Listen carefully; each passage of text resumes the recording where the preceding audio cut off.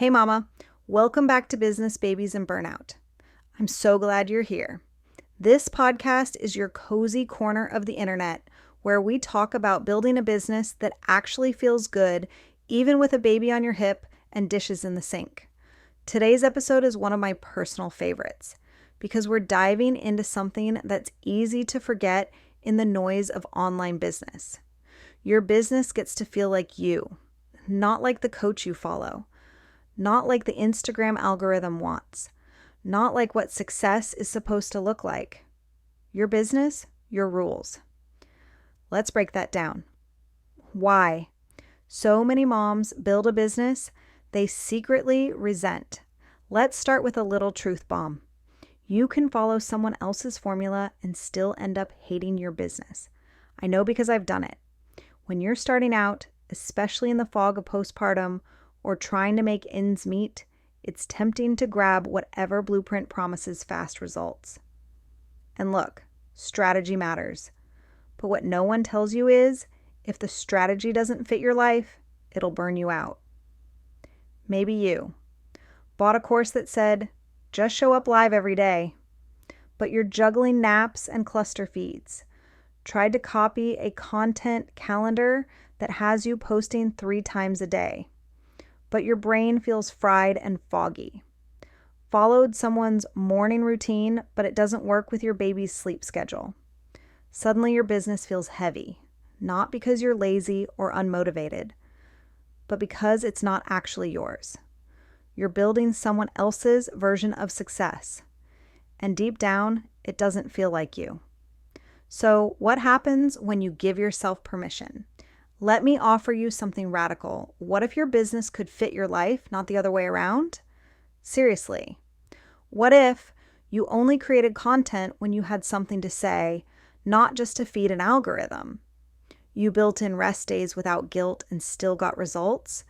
You designed your offers around your capacity, not what's trending? I'll be honest, this takes courage because the industry teaches us that hustle equals worthy.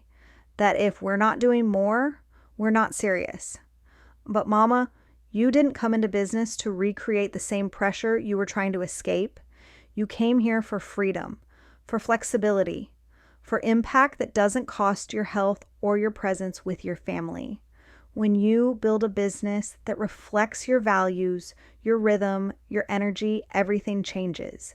You show up with more clarity. You actually enjoy the work again. You attract people who resonate with the real you, not a filtered version of what you think they want. Here's a practical reframe to build an alignment. So let's get tactical. Here are 3 ways you can start making your business feel more like you, starting today. 1. Audit your shoulds. Make a list of every task you're doing because you think you should. Posting daily, being on every platform, responding to DMs instantly. Now ask, does this align with the business I actually want to run? If not, it's a candidate for a pause, a pivot, or a delegation. 2, define your energy blueprint. Notice when you feel the most alive and creative. Is it early mornings, after a workout, during nap time? Instead of forcing hustle hours, start building around those natural peaks. Let your energy lead, not guilt. 3, build from your values, not trends.